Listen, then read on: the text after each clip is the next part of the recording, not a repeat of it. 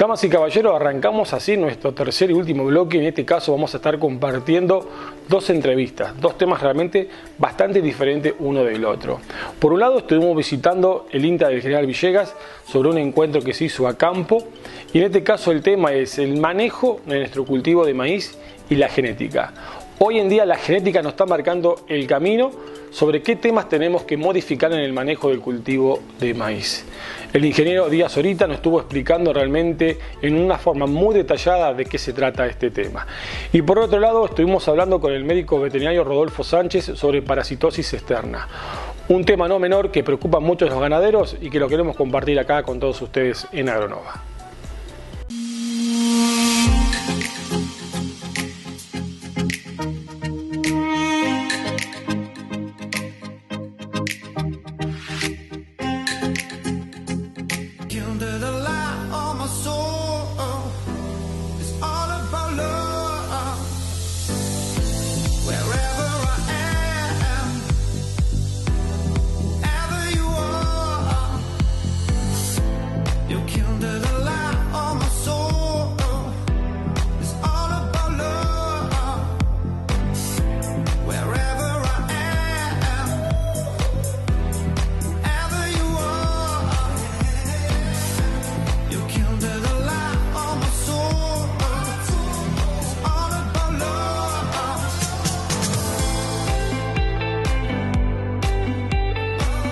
Cuando hablamos de manejo del cultivo de maíz, tenemos decisiones que afectan a la eficiencia de la formación del rendimiento desde el uso de recursos que están en el suelo o que van a llegar, como es el agua o el nitrógeno.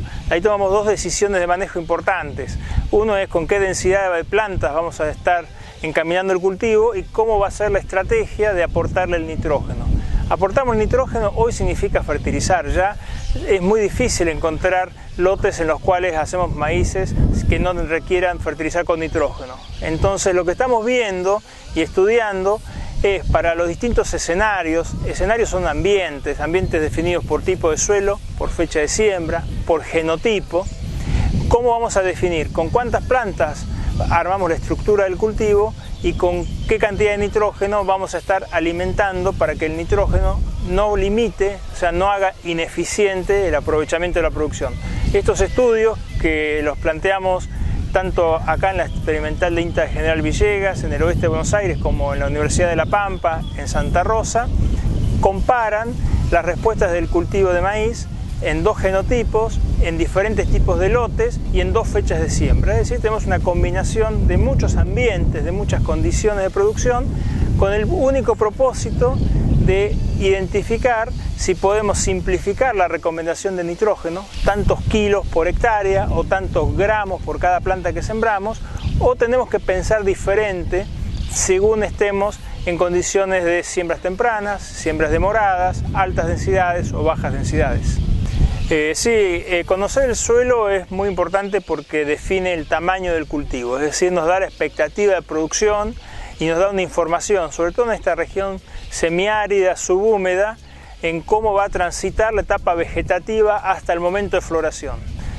Cuanto más profundo es el suelo, mayores reservas de agua, mejores condiciones de crecimiento inicial, es decir, más capacidad de formar número de granos, y más dependencia de ese número de granos siempre en cuanto al llenado por las condiciones posteriores. Conocer el suelo en esta región nos tiene que ayudar a diferenciar la presencia de una ayuda, presencia de agua freática en profundidad, o de limitantes, presencia de horizontes arcillosos, conocidos como taptos, toscas si nos vamos más hacia el oeste, o limitaciones en cuanto al tamaño de la capacidad de reserva total de agua, que es por la textura. Suelos más arenosos, con menor capacidad de reserva, más necesidad de recargas frecuentes, y suelos con un poco más de materia orgánica, más pesados, con menor dependencia de la lluvia o con mayor capacidad de almacenaje.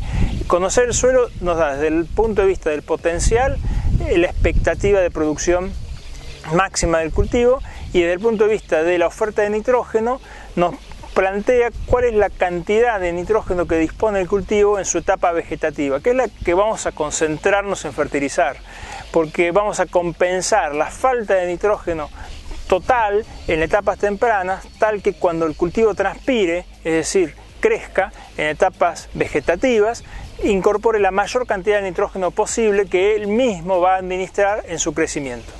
El mejoramiento genético busca la mejor adaptación a condiciones de estrés. Estrés en general abiótico, es decir, ese estrés que no está asociado a una plaga, a una enfermedad, ni a una competencia por maleza, sino principalmente al estrés ligado al uso de recursos, agua, irradiación y condiciones de temperatura. En esa búsqueda de la alta producción, el mejoramiento ha llegado a materiales que responden más eficientemente, es decir, se adaptan a mejorar la condición de producción ante condiciones de alta densidad, es decir, el estrés provocado por la densidad de plantas, y a la vez que toleran condiciones de restricción al crecimiento con una capacidad de compensación a través de la expresión de prolificidad o macollamiento. Entonces, el estar atentos, y lo dijimos varias veces, el mejoramiento genético en su adaptación a los diferentes ambientes nos da la oportunidad y nos obliga a todos los años repensar, revisar nuestra estrategia productiva. ¿Por qué? Porque los materiales son distintos, se adaptan en forma diferente al estrés y siempre buscan mejorar rendimiento. Si nuestra estrategia es reducir o mantenernos en niveles promedios de producción, la incorporación genética va a ser una incorporación compensatoria. La mejora viene acompañada de un manejo que lo acompañe. O sea, el nuevo híbrido requiere revisar la densidad, requiere revisar la estrategia de manejo del nitrógeno.